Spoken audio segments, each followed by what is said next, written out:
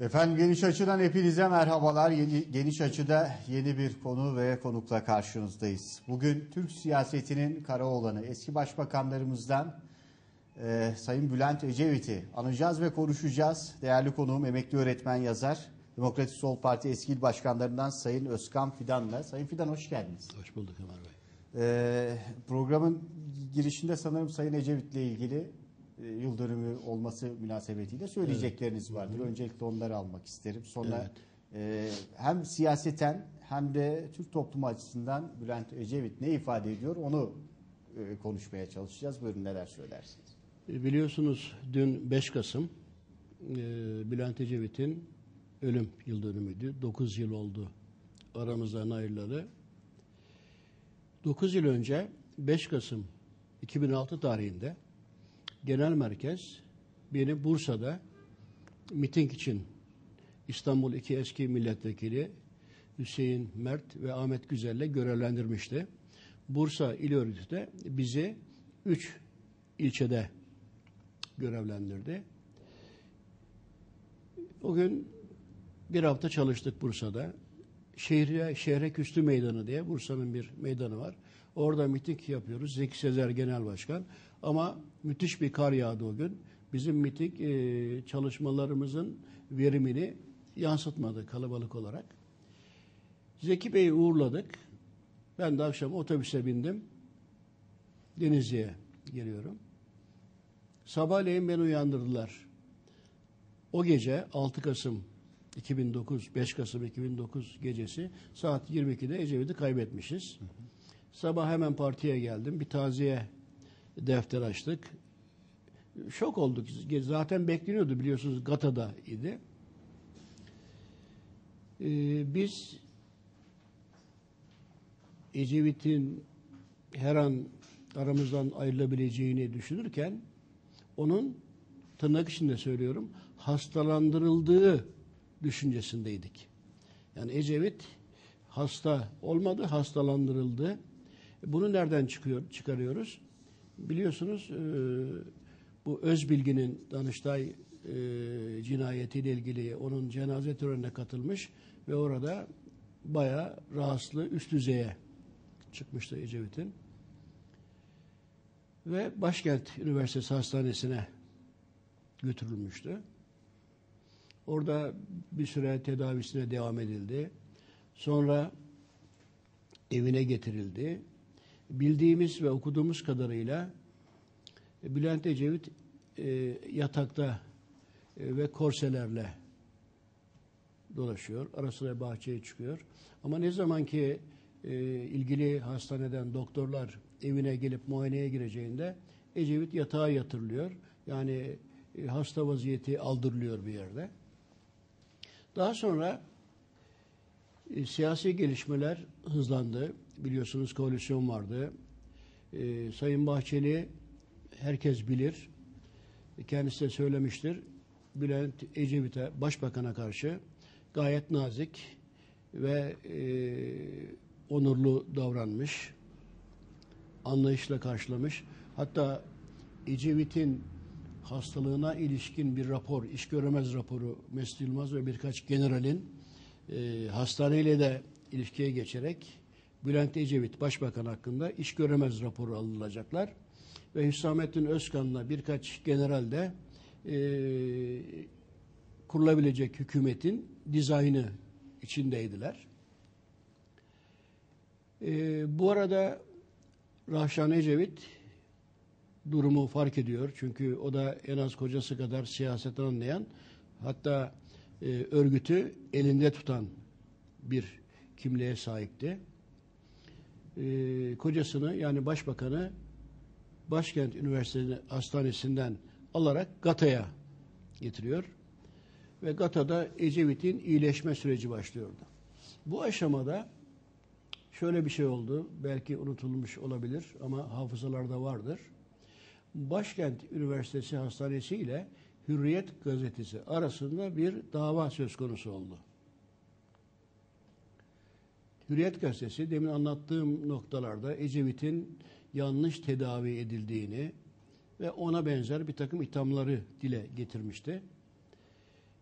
üniversite hastanesi de Hürriyet'i mahkemeye verdi. Yanlış ve kasıtlı haberden, itibar zedelenmesi yaratabileceğinden.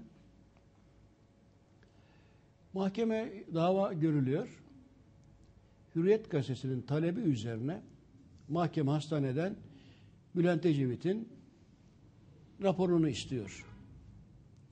Gelen cevap şöyle: adı geçen hasta ile ilgili herhangi bir kayda rastlanmamıştır hastanemizde. Düşünebiliyor musunuz? Orada yattı. Evet. Ve yanlış tedavi bilerek bilmeyerek de böyle bir itham edemeyiz ama böyle iddialar var. Haberlere konu oldu, günlerce konuşuldu. Evet. Kitaplar yazıldı bu konuda. Evet. Masum Türker'in açıklamaları var.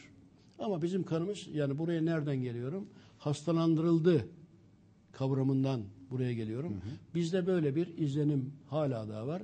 Biliyorsunuz Türk siyasetinde buna benzer kuşkular Sayın Özal'ın ölümüyle ilgili, Sayın Türkeş'in ölümüyle ilgili az ya da çok böyle tartışmalar, iddialar dillendirildi Türkiye'de. Ne kadarı gerçektir değildir ama Türkiye'de bazı konular çok yavaş işliyor ve örtülmek isteniyor. Belki de kamuoyunun, kitlelerin yanlış algı içine girmemesi açısından bilemiyoruz. Ama Ecevit konusu da böyle devam etti gitti.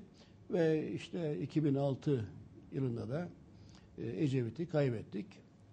Tabii büyük bir boşluk doğdu ama Ecevit, şunu da yeri gelmişken söyleyeyim, hastalanmadan önce, bu yoğun biçimde olmadan önce DSP Genel Başkanlığından istifa etmiş ve Sayın Zeki Sezer kurultayla genel başkan seçilmişti. Bu Ecevit'in ilk istifası değil. Ben 1970'li yılları hatırlıyorum. Hatta 69, 70, 71'de ben burada CHP Gençlik Kolu Başkanıydım. Ve CHP'nin pek çok kurultayına Gençlik Kolu Başkanları doğrudan, Kadın Kolu Başkanları doğrudan kurultay delegesi olurdu. Diğerleri seçilirlerdi. Katılmışımdır. Bunu niye söylüyorum? Çünkü canlı tanık olduğum için. Ecevit genel sekreterlikten istifa etti kendi isteğiyle. Ecevit genel başkanlıktan birkaç kez istifa etti. Hem CHP'de hem DSP'de kendi isteğiyle. Ecevit başbakanlıktan istifa etti kendi isteğiyle. Yani bizim demokrasimizin pek alışkın olmadığı bir nezaketi, bir kültürü Ecevit siyasi yaşamı boyunca değişik kademelerde gösterebilmiş ender kişilerden birisidir. Yani istifa müessesesi, kurumu kaçmak değil, başarısızlığını kabul etmek, yapamayacağını kabul etmek kadar başkalarına da yol açmak, başkalarıyla da bu işin yürütülebileceğini birilerine göstermek, onları cesaretlendirmek adına olduğunu düşünüyorum. Örneğin Demirel'le Ecevit'in siyasette baş başa gittiği yıllarda bir ara seçim oldu. Bu ara seçimi Demirel 5-0 kazanmıştı. Bu mecliste bir şeyi değiştirmiyordu. Matematiği çok da fazla önemli, olumsuz etkilemiyordu. Ama Bülent Ecevit istifa etti. Yani istifa kurumunu, müessesesini de Türkiye'ye yerleştirmeye çalışan Bülent Ecevit oldu. Yakın zamanda tabii yakın siyasi tarihi bilen, mesela bizim kuşağımız açısından, bizden biraz daha yaşça büyük olanlar açısından, biz ki son dönemlerini görüp de hani bu yaşına rağmen niye görevinden ayrılmıyor diye eleştirilerin hedefi haline gelmiş bir siyasetçi olarak onu tanıtıldı. cevaplayayım bak. Buyurun. Çok güzel bir noktaya değindiniz. Buyurun. Güzel. Yani başbakan, bir koalisyon hükümeti var. ANAP, MHP ve Bahçeli Genel Başkan, Mesut Yılmaz Genel Başkan, Ecevit DSP Genel Başkanı, bir üçlü koalisyon kuruldu. Yani Türkiye'de ortadaki, sağdaki ve soldaki basit tanımıyla 3 parti koalisyon kurdu. Bir süre sonra demin konuştuğumuz olaylar, kişisel olaylar gerçekleşti. Hastalık oraya girdi. Televizyonlar, özellikle bazı kanallar, Ecevit'in merdivenden inerken ve çıkarken o body ha düştü, ha düşecek görünümlerini o kadar sık yayınladılar ki küçük çocuklar bile yani bu başbakan mı der hale getirildiler. Koltuk altına girmiş iki kişi Sayın Ecevit'e yardım ederken. Gibi öyle bir görüntüler. Vesaire yayınlandı. görüntüler, evet. Bununla yetinilmedi. Bazı yazarlar hala biz Ecevit severler onu ve onları unutmuyor ve bir köşeye not etmiş vaziyette tutuyoruz. Bülent Ecevit'in yani başbakanın Milli Güvenlik Kurulu toplantılarına çorapla gittiği, ayakkabı giymediği, Çoraşan'dan bahsediyorum. Bunu yazdı, gazetesinde yazdı bunları. Utanmadan yazdı. Sonradan da günah çıkartıyor son yıllarda. Ecevit, başbakan Milli Güvenlik Kurulu toplantılarına çorapla gidermiş. Ecevit'in elleri o kadar kirliymiş. Ecevit bakımsızmış. Yani bunları yazabilmek için bırakın Ecevit'i tanımayı, Türkiye'de gündemi izlemiyorsunuz demektir. Başbakan Ecevit'i, insan Ecevit'i, gazeteci Ecevit'i, şair Ecevit'i, nazik Ecevit'i tanımıyorsunuz demektir. Gelelim niye istifa etmedi o durumdayken? Sayın Devlet Bahçeli'nin bir demecini hatırlarız. DSP ikiye bölünme aşamasına, milletvekili kaybına başladığı dönemde Sayın Bahçeli bunu söylemişti. DSP'nin milletvekili sayısı bizim altımıza düşse de biz hükümette koalisyonu durmaya devam ederiz. Ecevit'in başbakanlığını kabul ederiz demişti. Bunu ben yıllardır duydum. Niye? İstifa ediverseydi. Bakın, istifa edivermek çok kolay bir şey değildi. Bir koalisyon hükümetindesiniz. Koalisyonun büyük ortağı 213 milletvekili almış. DSP'ydi neyse. Evet. 185 sanıyorum. Milletvekiliyle DSP'ydi. Eğer başbakan istifa ederse hükümet düşer bir kere. Başbakan istifa etti mi hükümet düşer. Bu sefer en büyük parti olan DSP başsız durumda da kurultay toplaması lazım. Kurultay en kısa sürede 45 günde toplanır. Peki 45 günlük bu sürede hükümet başsız mı kalacak? Ecevit kalacaksa 45 günlük dönemde usulen, şeklen kalacak yerine öyle kalmadı. Yani çözüm değil. Diyorlar ki işte İsmail Cem'e devredebilirdi.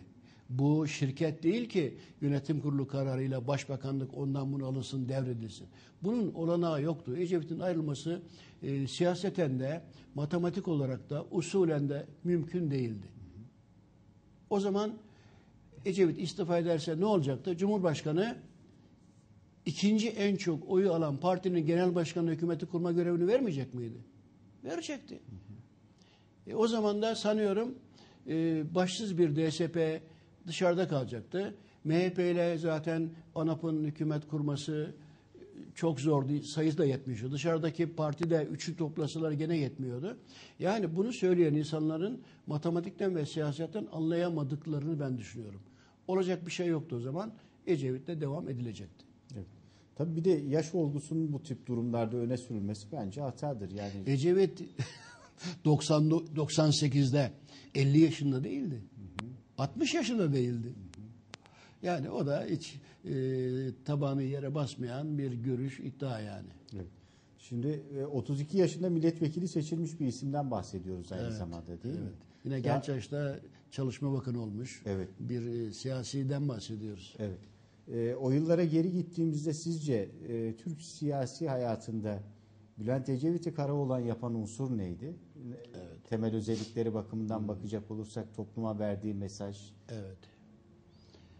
Şimdi biliyorsunuz Ecevit'in cenazesinde Ankara'da tam cenaze arabasının yanındaydım. Raşan Ecevit vardı. Bir yaşlı kadınımız oraya geldi.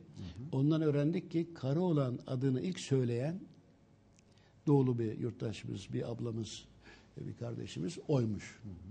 Tenine bakarak, biliyorsun köylerde insanlar genelde isimleriyle falan değil de lakaplarıyla böyle herkesin vardır. Şimdi Ömer Bey deseniz çok kişi bilmez. Ya şu Çulcu Hasanların güveysi yok mu dediği zaman herkes bilir. Bugün aradan yıllar geçmesine rağmen Ecevit Karaoğlan lakabıyla, mavi gömleğiyle, kasketiyle, parkasıyla özdeşleşmiş ve inanın, bunu samimi söylüyorum ki size ben bunu söylemem fazla bile, en az benim kadar biliyorsunuz. Hayatı boyunca 40-60 yaş arasında olup da Ecevit'e bir kez olsun oy vermeyen kimse yoktur. Bir kez olsun vermiştir. Oy vermeyenler de vardır mutlaka ama Ecevit'in aleyhine bir tek kelime, bir tek cümle duymadım bugüne kadar ben. Gerçekten. Yani en sevmeyenleri, takdir etmeyenleri bile Ecevit hakkında hayırlı şeyler söylemiş ve öyle yad etmişlerdir. Bu bile onun ne kadar insancıl, insanları seven, insanlar tarafından sevilen birisidir. Bıraktığı izler, bakın Karaoğlan çok nazik birisiydi. Gerçekten yani evine gelen konuklara kendisi çay ikramı yapabilecek kadar nezaket olan birisiydi. Biraz sonra bir şeye geleceğim. Bu nezaketle bağdaşmayan meclisteki tavırla ilgili belki soracaksınız. Merve olayını soracaksınız belki. Ona da geleceğiz. Şimdi Ecevit niye başarıyordu? Çünkü halkla diyaloğunu çok iyi kuruyordu. Ecevit'in bugün akil insanlar var böyle bir kurulan. Akil insanlar değil ama bilim insanları vardı Ecevit'in.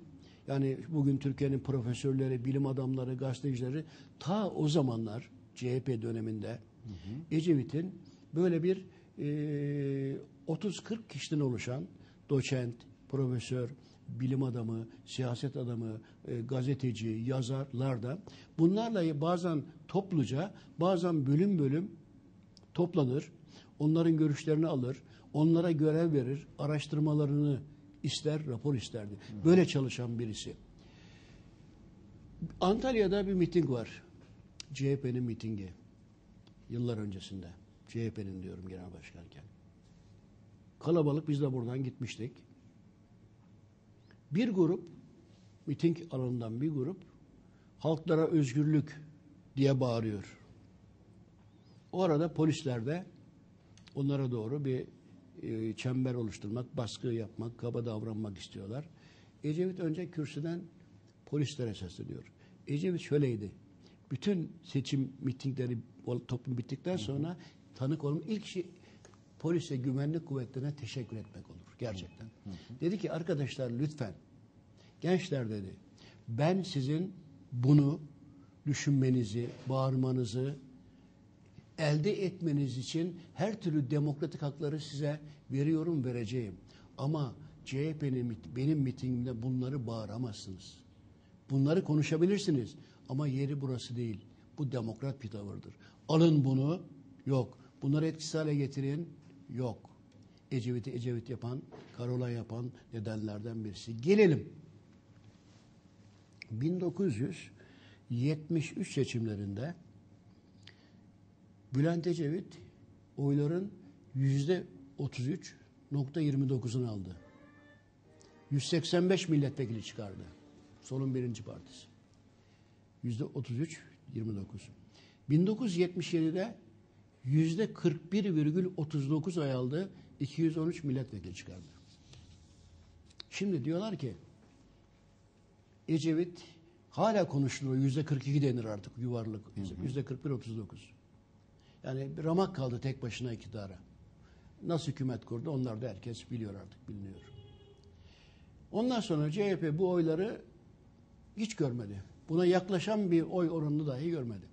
Peki Ecevit önce %33'e sonra %41'e, 42'ye nasıl yükseldi?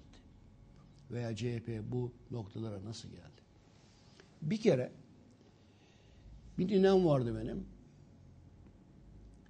Şöyle bağırırdı. Komünistler Moskova'ya, komünistler Moskova'ya. 90 yaşındaydı, böyle bağırırdı. Yani CHP'lilik, solculuk komünistlikle eşdeğer görülürdü. Sanki toplumda da ya da bir kesimde de, hatta partinin içinde bile belki solculukla inanç arasına bir duvar örülürdü, set örülürdü.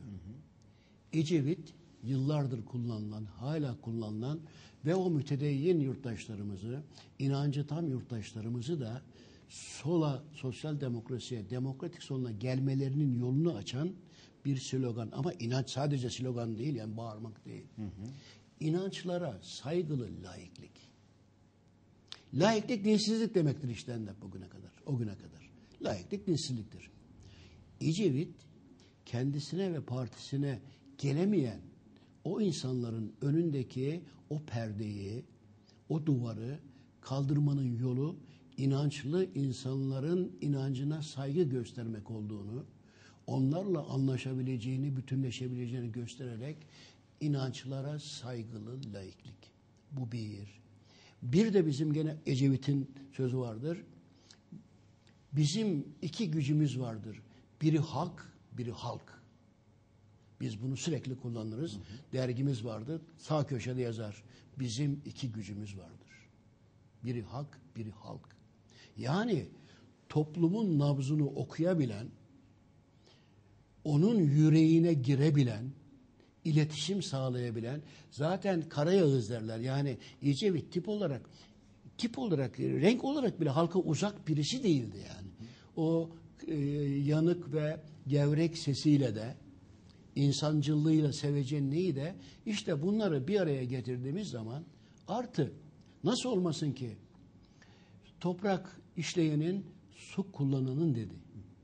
Bunu açarsak bu köylüyü kucaklamak demektir. Topraksız köylüyü, topraklı köylüyü, sizin bir sahibiniz var demektir. Bu sözün içini doldurdu, ete kemiğe büründürdü ve köylünün ürettiği ürünler değer bulmaya başladı Ecevit döneminde. Gerçekten. Hala köylü söyler. Hala söyler. Bir haşhaş olayı. Yılın tam hatırlamıyorum. Bülent Ecevit Denizli'ye geliyordu Ömer kardeşim. Denizli'ye geliyordu. Bu nedenle ve ambargo nedeniyle Ecevit vazgeçiyor. Ambargodaki duruşu bizim halkımız erkek gibi durana sahip çıkar. O nazik karı olan bazen yumruğunu vurabilen Irak olayında olduğu Amerika Reşit'i gibi. Ambargo olayında olduğu gibi. Benim yurttaşlarım Türkiye'den gelen haşhaş, eroin, esrarla zehirleniyor deyip Afyon'daki ve Türkiye'deki haşhaş ekimini yasaklayan zihniyete, devlete karşı durabilen ve halkının duygularını okşayan, onu kendisine bağlayan girişimleri Ecevit yapabilmiş bir liderdir. Ve bunlarda hep samimi olduğu da halk tarafından anlaşılmıştır. Hiçbir zaman o sloganlar sonra Çalışma Bakanlığı döneminde Türkiye'de ilk kez çalışanlara toplu sözleşmeli grevli hakkı, sendika hakkını Bülent Ecevit Çalışma Bakanı iken kazandırmıştır. Eğer bugün sendikalarımız erozyona uğradıysa ve neredeyse işlevi kalmadıysa, bir bölümü hükümetin dümen suyunda, öteki de bir avuç kaldıysa, hiç etkisizleşmişse, bu Ecevit'in verdiği nedeniyledir. Eğer işçiler, sendikalar bunu Ecevit'ten, hükümetten, siyasetten söke söke almış olsalardı, kendilerine verilmemiş olsaydı, onu demek istiyorum. Bugün Türkiye'de sendikalı sayısı bir avuç insana kadar düşmezdi. Evet. Şimdi kısa bir ara verelim değerli hocam. Ondan sonra kaldığımız yerden söyleşimizi sürdürelim. Bülent Ecevit'i konuşacağız. Hem siyaseten hem de tabii ki bir diğer tarafı da hocamın da dillendirdiği gazeteci, şair, yazar olması. Evet. Onları da konuşacağız. Siyaset kavramıyla pek fazla bu az önce saydığım ünvanları yan yana bulmak mümkün olmuyor Türkiye'de. Onun getirisini siyaseten üslup açısından getirileri de vardı elbet. Onları da değerlendireceğiz. Lütfen bizden ayrılmayın.